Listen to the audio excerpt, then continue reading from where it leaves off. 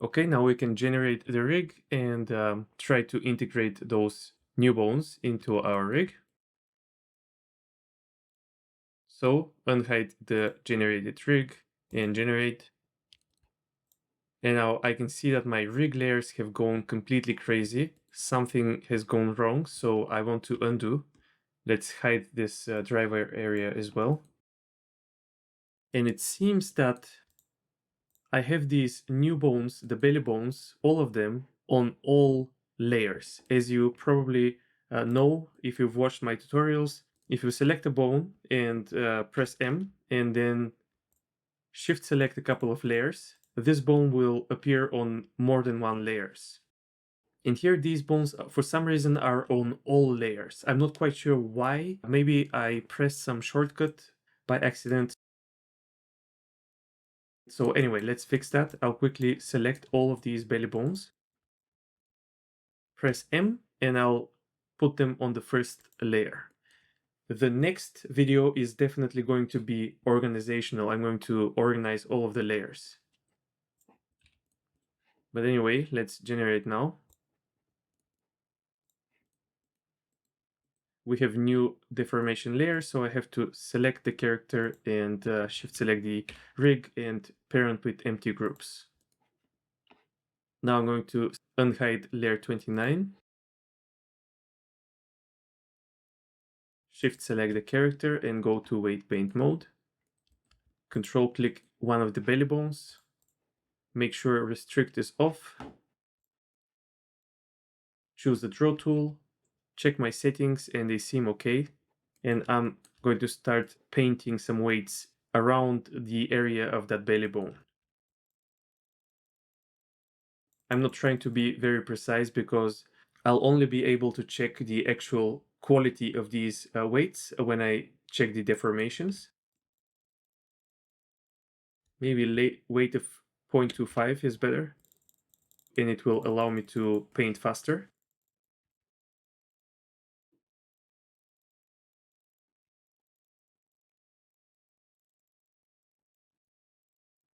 Okay, I think this is a good start.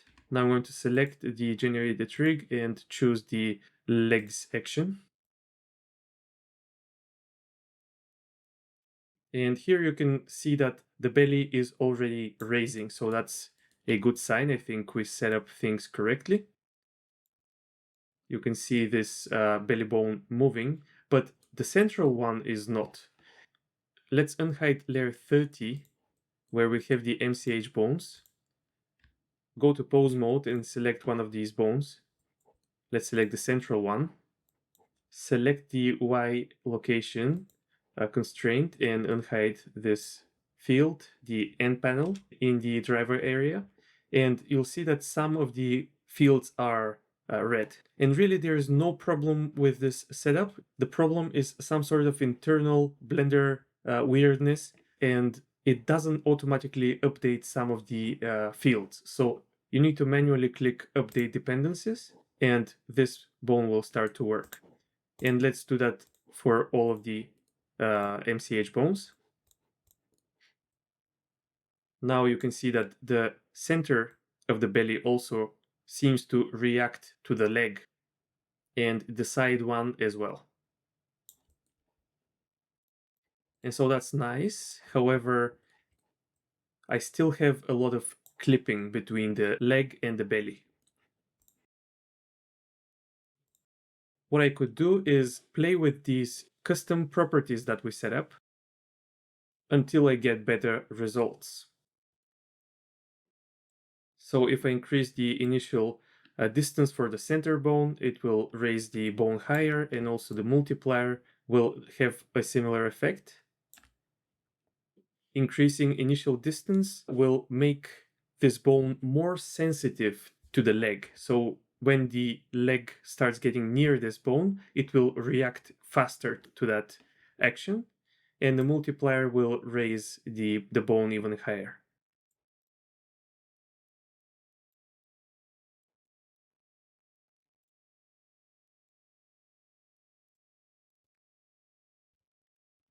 So for this S1 bone, I'm going to go with multiplier of 1.5 or so, and initial distance of 0.23 or so, maybe a little bit higher.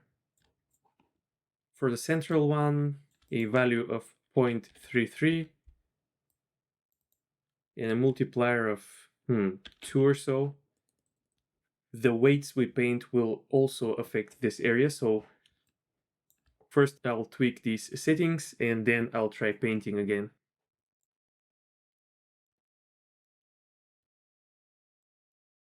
For the S2 bone, I'll keep the initial distance and increase the multiplier to something like 1.3. Okay, now I'm going to shift select these three bones here, the central one, S1 and S2, and press Shift H. And then I'm going to shift select layer 29. And this way I have all of the bones that I need, the deformation bones and also these MCH bones that hold these properties. Okay, let's keep painting now. I'll focus on these frames here between 380 and 420. Make sure you paint weights for these bigger bones, not for the MCH bones.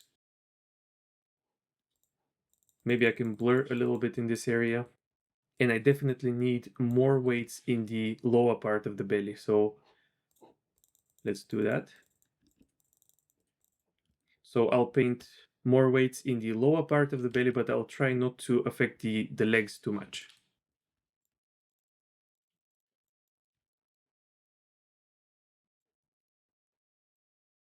Okay, this is getting much better. Still a bit of cutting over here at 420, but it's much better. This part of the belly looks weird, so let's try to paint some weights and fix it. I'll select this spine bone and paint some weights, and then blur. And that looks more natural. I can select this deformation bone, the S1 deformation bone, and blur the weights a little bit. And that's looking nice. A little bit more weights on the spine, some blurring.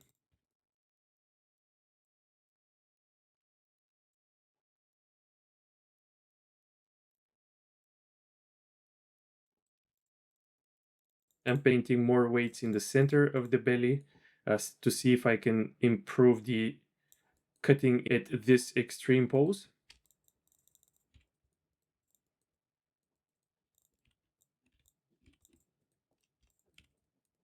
And there's still some cutting, but it's way, way better than it used to be.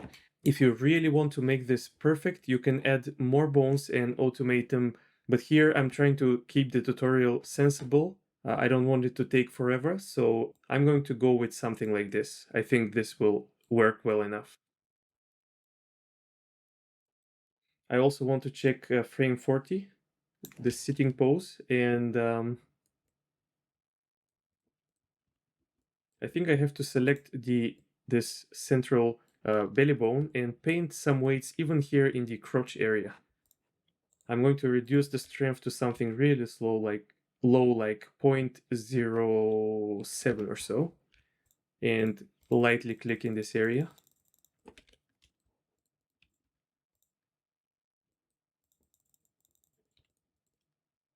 And then select the spine bone and let's do some blurring. Blur, blur. Blur is your friend.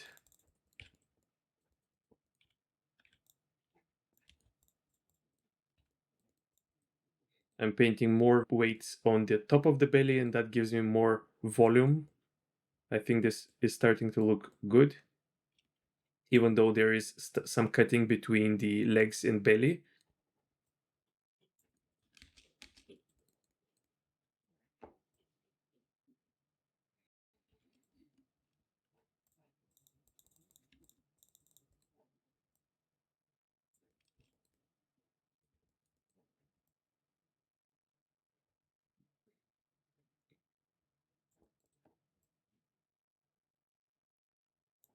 And I think this is going to work.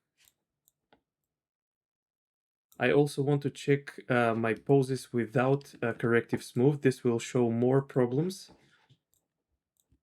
I'll need to most likely do a lot of blurring in these areas and paint some more weights. And that will give me acceptable results even without corrective smooth.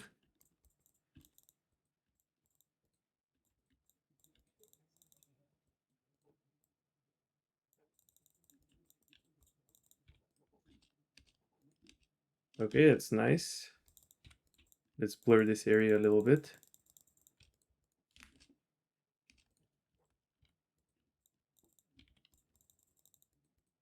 Here I saw some bad deformations, so I'm blurring this area for the spine. You can never be quite sure where you need to blur, so I just experiment with it. I select different bones and try to blur a little bit. If the deformations become more like what I want them to be, then I keep blurring. Otherwise, I try something else.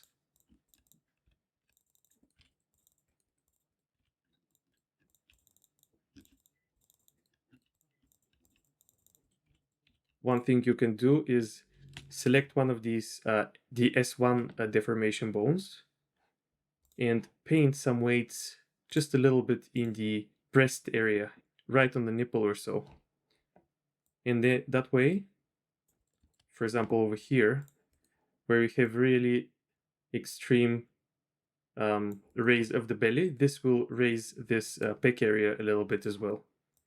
And I think that's a nice touch. I'm just painting a little bit to connect these areas, and then I'm going to blur as well. So this effect will be very subtle, but I think it's very nice. Okay, there is a small but very important action that we need to take. We changed some of the properties for the belly bones in the generated rig. However, these properties were not changed in the meta rig. And so the next time we regenerate the rig, all these changes that we did will be reset. And we don't want that to happen. So let's go to the meta rig. I took note of the values that we changed, and I'm going to enter the same values in here. So pose mode. For the center bone, I want initial distance of 0.33 and multiplier of 1.695. For S1, I want initial distance of 0.247 or so and multiplier of 1.5. And for S2, initial distance of 0.2 is fine and multiplier of 1.3 worked well. And that's it. Now I can regenerate the rig anytime I want, and it will generate with the correct values.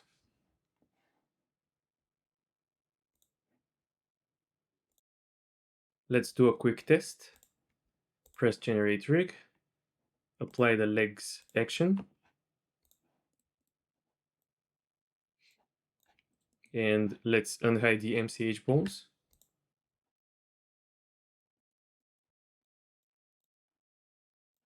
And the values that I had in the metarig seems to have transferred to the generated rig. However, don't forget that you may have to update your dependencies every time you regenerate, especially if you see this kind of red fields. And so with that, I believe our work here is done. The belly is automated, the legs and arms are automated.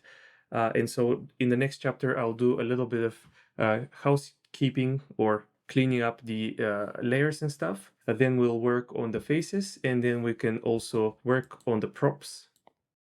That's it for this chapter. Please like, subscribe, and check out our other projects, academy.cgdive.com and addons.cgdive.com.